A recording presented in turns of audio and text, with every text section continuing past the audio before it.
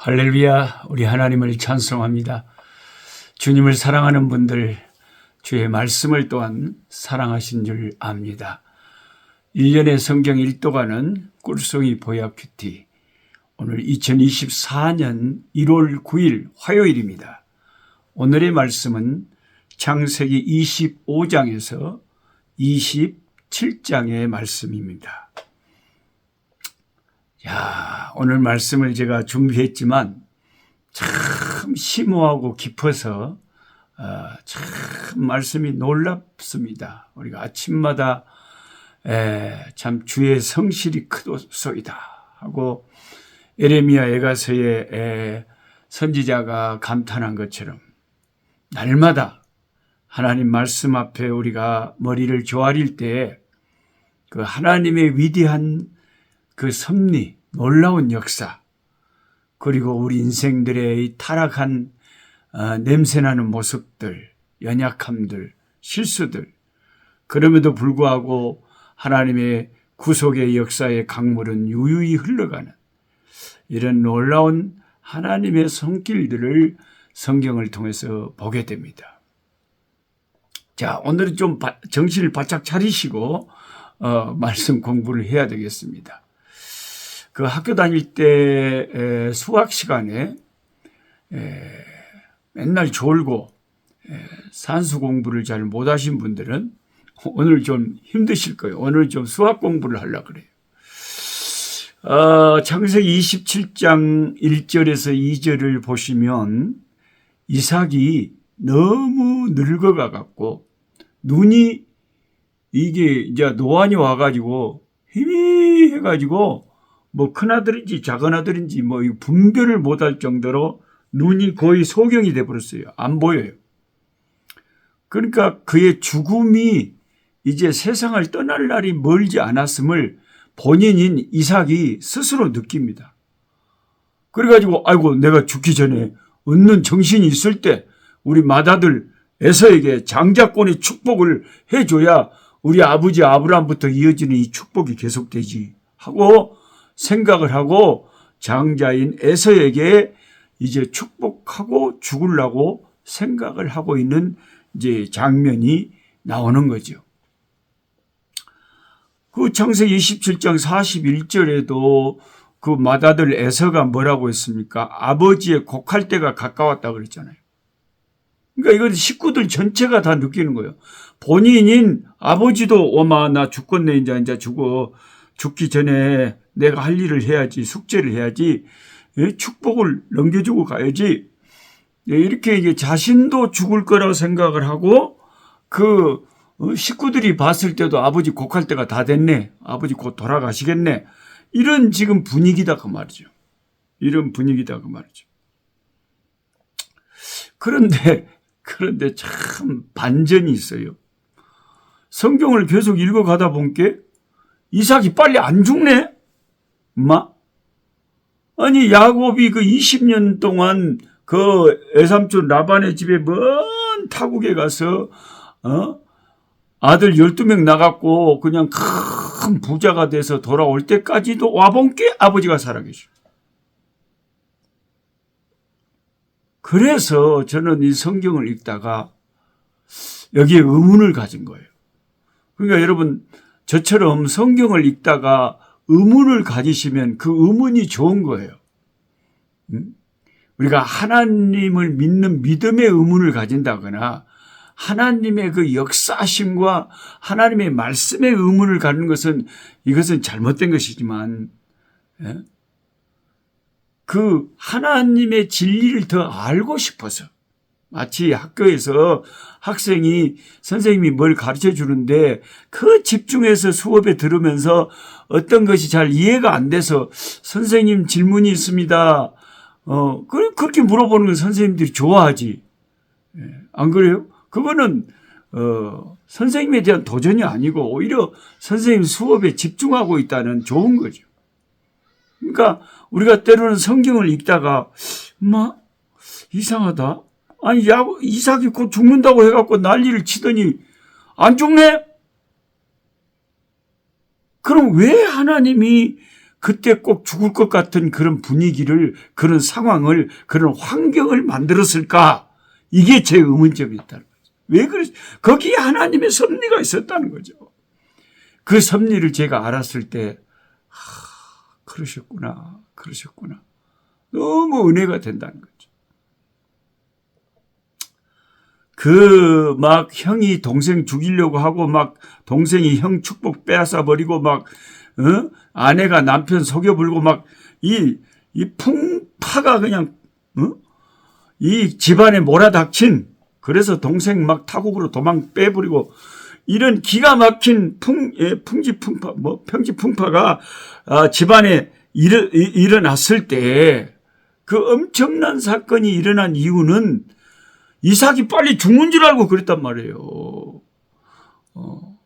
하나님이 그렇게 빨리 죽을 수밖에 없는 상황인 것처럼 만들어 가셨어요. 근데 사실은 그렇게 빨리 죽지도 않았어요. 왜 그러셨냐? 자, 이 부분이 오늘 이 말씀 공부 수업 시간에 중요하기 때문에 우리 잠시 수학 문제를 한번 풀어보겠습니다. 이건 수업 시간이고 여러분이 지금 학교에서 공부하는 시간이기 때문에 좀 설교하고는 다른 겁니다. 그래서 제가 1년에 한 번씩 꼭 끝날 때 계시록까지 끝나면 수업료 내라 그러잖아요. 선생님 밥값 밥 좀 사달라고. 수업료 자기 형편껏 좀 내라 그러잖아요. 근데 제가 매년 경험하지만 꼭 10분의 1이 내줘요. 그게 한 500명이 매일 공부하면 50명 정도가 그걸 참가해 주니까 그것도 굉장히 고마운 거죠. 450명은 항상 무료로 공짜로 그냥 도강하는 거예요, 도강. 그러나 그랬던 저랬던 하도 공부 안 하는 것보다 그렇게 열심히 공부하는 게 고맙죠. 그래서 잠시 수학 문제를 풀어보겠습니다. 지금부터 나는 학교 다닐 때 목사님 영 그 수학을 못했어요 하신 분들은 좀 힘들 겁니다. 자, 이삭이 자신이 죽을 것을 예감하고 맏아들 에서에게 축복하려고 했을 때 이삭의 나이가 얼마였습니까? 이게 수학 문제예요. 제가 여러분에게 내는 수학 문제가 이거예요. 이 문제를 한번 성경만 갖고 풀어보라 이 말이에요. 성경을 여러분이 얼마든지 이것은 교과서를 보면서 풀 수가 있어요. 성경을 보면서도 못 푸는 사람들이 겁나 많아요. 자, 자기가 죽을 줄 알고 맏아들에게 축복하려고 해가지고 동생이 뺏어버리고 그냥 살인의 기운이 가정에 감돌고 동생 도망가 버리고 막 가정이 엉망진창이 되고 그랬는데 그 엄청난 그 풍파가 가정에 몰아닥칠 때 그때 이삭이 죽을 거라고 생각했을 그 당시 야곱이 도망갔던 그 당시 이삭의 나이가 몇 살이었을 것으로 추정합니까? 이렇게 수학 문제를 내면 여러분이 이제 문제를 풀어야 돼요. 저랑 같이 풀어봐요. 자, 이 답을 알려면 일단 그 일이 일어났을 때 야곱이 바다나람으로 도망을 쳤기 때문에 야곱이 몇 살 때 삼촌 집으로 도망갔는가 요것을 알면 금방 이삭의 나이를 알 수가 있어요. 그 당시 이삭의 나이를. 왜냐하면 이삭과 야곱의 나이 차이가 60년이거든요. 이삭이 야곱을 60살에 낳았거든요. 40세에 장가가지고 20년 동안 자식이 없었지만 하나님께 기도해가지고 20년 후에 에서와 야곱 쌍둥이 낳았잖아요. 그러니까 야곱과 아버지 이삭의 나이 차이는 60살. 저하고 우리 아들 하영이하고 나이 차이는 27살. 내가 27살에 장가가가지고 그 다음에 아들을 낳았으니까 그 60살 차이가 나기 때문에 야곱이 애삼촌 집에 도망갔을 때 몇 살이었는지만 알면 그 당시에 이삭의 아버지 나이가 얼마였는지 60만 보태버리면 딱 나와본다고 말이죠. 자, 그러면 야곱이 몇 살 때 도망갔는가? 요걸 또 풀어봐야 돼요. 추적을 해야 돼요. 일단 이 문제는 야곱의 아들 요셉과의 나이 차이를 추적을 하면 실마리가 풀립니다. 나중 야곱이 흉년 때문에 애굽에 갔잖아요. 흉년이 1년째, 2년째, 3년째 몇 년째 갔는지는 몰라요. 확실하게. 근데 아마 한 흉년든 첫 해는 가지 않았을 거 아니에요. 둘째 해에 갔는지 3년째 갔는지 한 4년째 갔는지 하여튼 흉년이 엄청나게 그 지역에 들었을 때 야곱이 나중에 이제 소식 듣고 한 70명 식구들 데리고 다 애굽으로 가잖아요. 그 애굽에 갔을 때 야곱이 바로 왕 앞에서 섰습니다. 애굽 왕 바로가 그 요셉의 아버지 야곱에게 나이를 묻습니다. 네 나이가 몇 살이냐? 그때 야곱이 자기 나이를 대답해요. 내 나그네 길이 130년이다마는 험악한 세월을 보내었나이다. 얼마나 인생살이가 힘들었으면 이국의 왕 앞에서 그런 말이 나오겠습니까? 말이란 것은 마음에 가득한 것이 나오잖아요. 험악한 세월을 130년을 보냈대요. 아하, 그러니까 야곱이 그 애굽 왕 앞에 섰을 때 130세였구나. 오, 그러면 그 애굽 왕 앞에 섰을 때 야곱의 나이가 130세였다면 그 당시에 그 아들 요셉의 나이는 몇 살이었을까요? 그것만 알면 이제 점점 이제 답이 가까이 옵니다. 그럼 그 당시에 요셉의 나이를 한번 우리가 상상을 해봅시다. 요셉이 몇 살 때 애굽에 팔려갔어요? 종으로? 17살 때. 그러면 총리 대신이 된 것이 몇 살 때 됐어요? 30살 때. 30살 애굽의 총리가 되고 몇 년 동안 풍년이 왔어요? 7년 동안. 그럼 최소한 37살은 지금 요셉이 지금 애굽에서 지낸 거예요. 아버지 만나기 전에. 그 다음에 이제 흉년이 들기 시작합니다. 1년째 흉년, 2년째 흉년, 3년째 흉년이 들었을 때는 요셉의 나이가 40살이었을 거예요. 그 정도 3년 흉년이니까 견디지 못해가지고 자꾸 애굽에 곡식 사러 갔다가 이제 그 소식을 듣고 옮기게 되는 거죠. 그러면 지금 바로 왕 앞에서 자기 나이를 130살이라고 말하는 이 아버지 야곱의 그 130살 나이에 요셉은 약 40살 정도 됐다 하는 걸 알 수가 있는 거죠. 야, 점점 답이 가까워집니다. 그러면 야곱과 요셉 그 아들의 나이 차이는 얼마나 됩니까? 쉽게 말하면 야곱이 몇 살 때 요셉을 낳냐 그 말이에요. 그 나이 차이가 얼마나 되냐? 야곱과 요셉의 나이 차이. 자, 두 부자지간의 나이 차이는 90세입니다. 94. 왜냐하면 야곱이 130살이라고 바로 왕한테 말할 때 요셉의 나이가 얼마라고요? 40살이라고요. 그러면 40살 차이 130 빼기 40은 뭐예요? 90이잖아요. 예? 여기가 따라오셨죠? 어떤 사람 헷갈릴 것이면 아따 목사님 어렵습니다.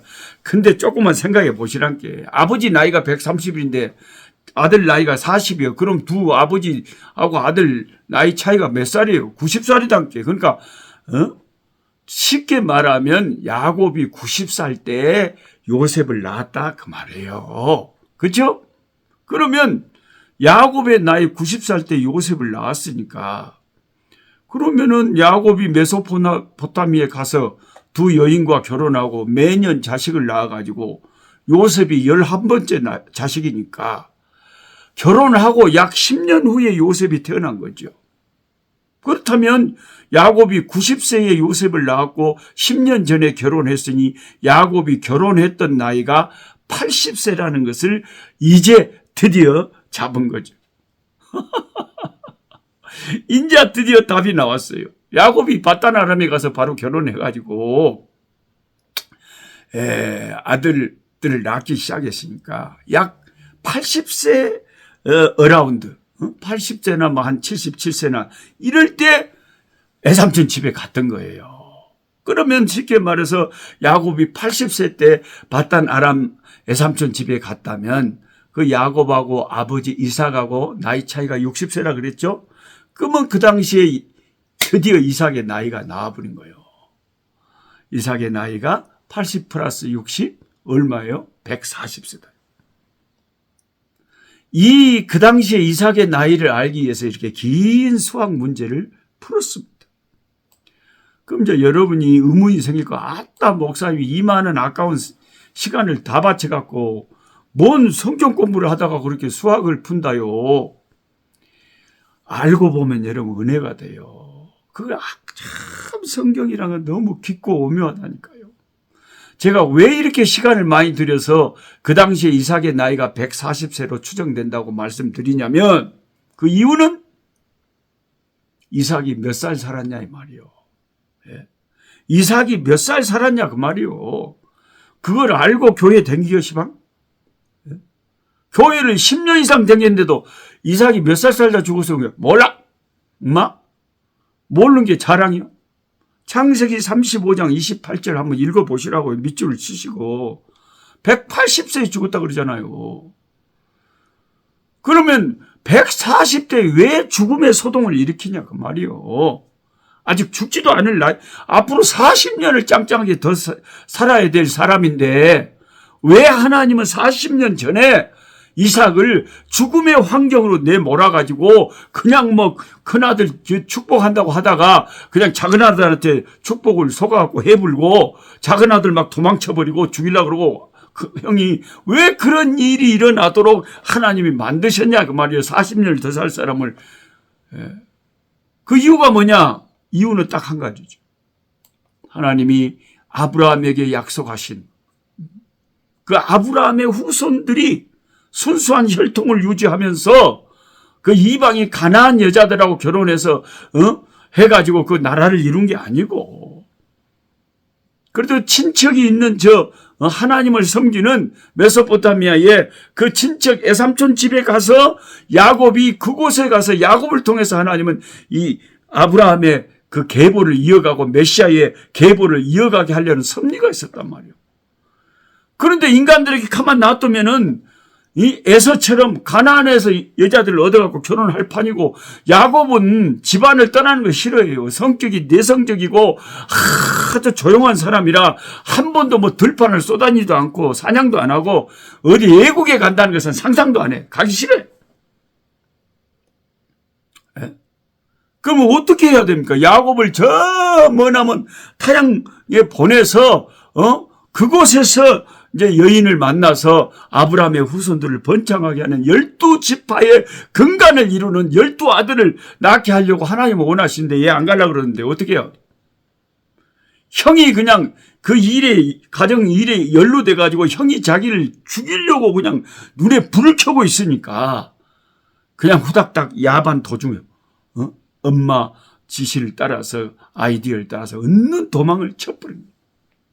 뭐라고 막 죽을 지경인데 뭘 못해. 그건 성격이 문제가 아니고 이제는 살아야 되니까 죽음을 모면하기 위해서 도망을 내빼버린 거예요. 거기에서 그 아브라함의 친척의 그 자손들, 이방 자손이 아닌 하나님이 원하신 아브라함의 후손들의 자손들을 통해서 결혼해가지고 12아들을 낳게 해서 이 12아들이 이스라엘 12지파의 근원이 되고 시조가 되고 시작이 되게 하시는 하나님의 놀라운 역사를 이루려고 하나님이 40년 전에 이삭을 죽이려고 하는 환경을 만들어 버렸더라. 제가 이 말을 하려고 10분 이상을 들여서 수학 공부를 한 거예요. 성경을 우리가 깊이 들어가고 깊이 묵상하고 큐티를 하다 보면요. 너무나 우리가 그냥 쉽게 교회 다니고 그냥 나 성경 많이 읽었어요. 성경을 노트에 쓰기도 했단께. 그것도 안 하는 것보다는 낫지만은 아무리 그렇게 해도 아무 말씀이 내 마음에 깨달아지지도 않고 그러면 무슨 의미가 있어요. 이렇게 깊이 연구하고 생각을 하고 와 하나님의 섭리는 놀랍다. 하나님이 그렇게 우리 인생사 가운데 역사하시는 거예요.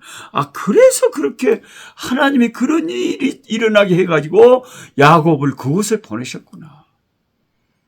저와 여러분이 지금 살고 있는 이곳, 저는 이거 남부아프리카 남아공과 레소토 왕국의 국경 도시 픽스버그에 살고 있습니다만, 이곳에 보내서 이 주 전체, 이 지역 전체, 또 레소토 왕국 전체에 한국 선교사가 없기 때문에 하나님이 이 일 감당하라고 나를 이곳에 보내신 거예요. 지나놓고 보면 그때는 몰랐지만 하나님의 섭리가 이해가 되는 거예요. 그리고 20년 동안 기도하게 하시고 선교센터 농장 100만 평 주시고, 이제 그 신학교 건물을 올해 24년도에 꼭 완성을 하려고 그래요. 제 목표 펀드레이징, 이 건물 목표 2억입니다. 한국 돈으로 2억. 현재 11조는 있어요. 2천만 원은 있어요. 11조만 있으면 항상 되더라고요. 하나님이 선교센터도 주셨으니까 이제 신학교 건물도 주실 거 아닙니까? 식당, 교실, 기숙사. 이것만 있으면 여기에서 이제 죽을 때까지 계속 신학생들 3년 코스, 1학년, 2학년, 3학년. 훌륭한 개혁주의, 오직 성경, 오직 예수. 이 남부아프리카는요, 너무 이단들도 많고 말씀 중심의 교회가 너무 없어요. 막 물을 막 안수해 갖고 능력 있다고 팔고, 막 기름을 막 안수해 갖고 능력 있다고 팔고, 교회가 너무나 보수적인 신앙이 여기는 없어요. 그래서 하나님이 이 보수적인 교단에서 한국의 장로교, 예수교, 장로교, 고신 측에서 성장한 저를 이곳에 보내신 이유는 이 남부 아프리카의 이 신학적으로 참 너무 비성경적인 이 지역에 아주 보수적인 신학교를 세우고 보수적인 목사들을 길러내서 주님 오실 때까지 개혁주의적인 성경적인 교회들을 많이 세우라고 보내주셨기 때문에 반드시 신학교는 세워져야 되는 것입니다. 그래서 여러분 기도만 해주세요. 기도하면 될 줄 믿습니다. 하나님은 반드시 이루실 줄 믿습니다. 그래서 제가 이제 2월 달에 한국에 가서 6개월간 안식년 하면서 또 열심히 펀드레이징 하려고 하고, 하나님이 다 해 주실 것 같아요. 예. 그래서 하나님은 큰 놀라운 섭리를 통해서 시간이 지나 보면, 와, 하나님이 하셨구나. 와, 하나님이 하셨구나. 이거 하나님이 이런 일을 결국 하시려고 나를 이곳에 보내셨구나. 아, 하나님이 그 아브라함에게 하신 그 언약을 지키시려고 그런 일이 벌어지게 해서 어쩔 수 없이 야곱이 그 외삼촌 집으로 가게 만드셨구나 하는 것을 우리는 깨닫고, 와, 하나님은 놀라우신 분이다. 이게 나한테만, 이게 야곱한테만 일어난 것이 아니라 이 성경 공부하시는 여러분 한 사람 한 사람에게 다 하나님이 이렇게 섭리 가운데 역사하시는 거예요. 하나님의 역사가 있는 거예요. 인간들은 그 와중에 얼마나 실수를 합니까? 그 부인은, 리브가는 참 신앙이 좋은 사람인데 그 방법은 잘못된 거죠. 왜 남편을 속입니까? 진실하게 말을 해서 하나님의 역사를 믿어야죠. 그 아들 야곱은 왜 아버지를 속입니까? 정당하게 말해야죠. 형님이 나한테 장자권 팔았다고. 에서는 왜 또 동생을 죽이려고 합니까? 지 죄는 생각 안 하고, 지가 망령된 짓을 하고 팥죽 한 그릇에 팔아놓고 뭔 지 죄는 생각 안 하고 그 죄의 결과에 대해서만 분노합니까? 이삭이라고 하는 분은 아버지가 돼가지고 아브라함의 그 독자가 돼가지고 어째 그렇게 영성은 없이 인간적인 생각으로, 육신적인 생각으로 맛있는 거 묻고 그냥 무조건 큰아들 축복해줘요? 하나님의 뜻도 아닌데? 하나님은 큰 자가 어린 자를 섬기는 게 아버지 뜻인데 아버지 뜻도 제대로 파악하지 못하고, 그러니까 이삭이나 야곱이나 에서나 리브가나 다 이렇게 창세기 27장에 실수하고 잘못하고 범죄하고 넘어지고 자빠지고 인간적인 냄새가 나고 막 이런데 오직 하나님만이 그 인간들의 모든 실수투성이 가운데서 아버지의 역사를 묵묵히 이루어 가시고 하나님의 역사 섭리 속에서 이루어낸다. 하나님이 얼마나 놀라운 하나님인데, 저와 여러분같이 이 못난 인간들을 통해서 하나님의 놀라운 역사를 이루시는 하나님은 얼마나 위대하신 하나님입니까? 할렐루야! 아멘. 하나님 감사합니다. 하나님 감사합니다. 나는 죄인입니다. 나는 넘어지고 자빠집니다. 내가 의지할 바는 오직 주의 십자가밖에 없고 나의 평생 자랑은 주의 십자가 은혜밖에 없습니다. 이 못난 것을 통해서도 일하시는 하나님을 찬양합니다. 이 못난 우리들을 통해서 아버지의 뜻을 이루시는 하나님은 너무나 지혜로우시고 하나님은 너무나 위대하십니다. 주여, 못난 우리들을 통해서 주의 뜻을 이루시옵소서. 예수 그리스도의 이름으로 기도하옵나이다. 아멘. 약한 자 힘주시고 강한 자 바르게 주 혼자 정케함이 주님의 뜻이라. 해 아래 압박 있는 곳 주 거기 계셔서 그 팔로 막아 주